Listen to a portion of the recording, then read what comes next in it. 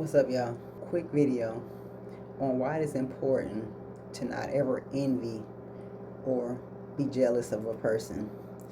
And I like to get straight into stuff, so I'm gonna get straight into it. It is important not to envy what you see other people possess because, in all honesty, we don't know, and you don't know how that person got the very thing that they are in possession of. And I'm not saying that everybody gets things in nefarious ways, but a lot of people do. And they might not think it's nefarious, but if you are a cutthroat capitalist and you are willing to lie to get your way, then that's no different than a big corporation doing the same thing. It's literally the same thing. And there is a difference in being in the world and being of the world. And the difference is that when you are of the world, you are willing to do whatever it takes to have worldly possessions.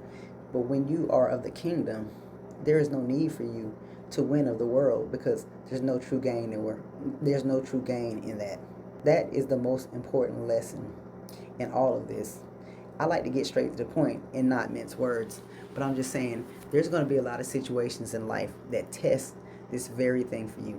There are going to be people and situations that are going to tempt you to act out, and we know what the kingdom requires of us. We are people who know the word, but people who know the word and still act in their own interests in worldly ways. It's no different from the Pharisees. Their intention is to gain worldly possessions. But what does it profit a man to gain the world and lose his soul?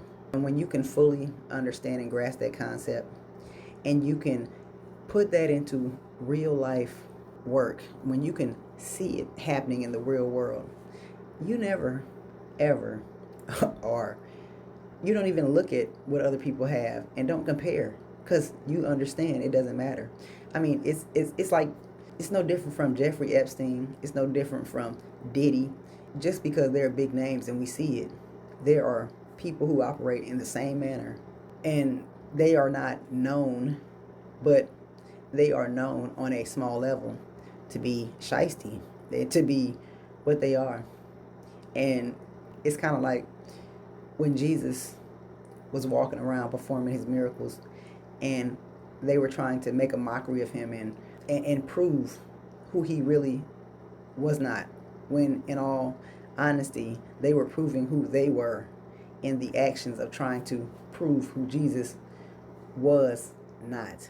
I mean, that's just how it works. So I don't want people, it's not that I don't even want people, it's just this is why I'm saying this. Don't ever go out there and think that it's worthy, it's a beautiful thing to look at the world as if it's a zero-sum game. Because when you do that, you align yourself with certain principles that are against kingdom principles.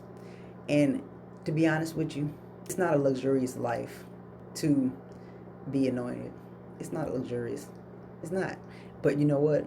It's luxurious in that it's long enduring, and that you sleep peacefully, and that you are able to rest, true rest, the best kind of rest, because your soul and your spirit is not burdened with things that you did that you didn't have to do just to preserve worldly gains. It's just as simple as that. I mean, there are situations where people have to do, like if you have to steal bread because you're starving, your babies are starving, that is a sin that you will be forgiven because you did it for an intention of preserving things and people that you love.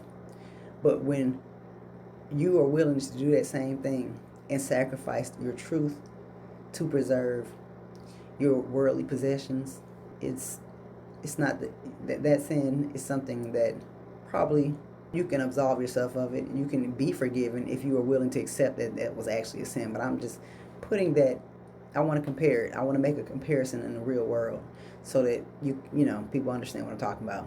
But those are the kind of things we can be forgiven for anything.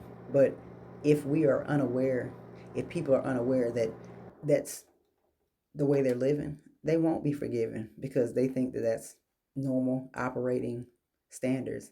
It is in a worldly sense, but not by a kingdom principle. So, this is just a short video to remind you guys that being or coveting what someone else has is, you shouldn't. Be happy with what God gave you. Be happy with your struggle, because that struggle, if you honestly fight your way out of it and make honest gains, no matter how small, you are winning way more than the rich man who preserves his gains through dishonesty. Keep y'all's heads up and know that you are winning in the spirit when you are operating from the spirit. That's all I got for y'all today. I'll holler at y'all on the next go.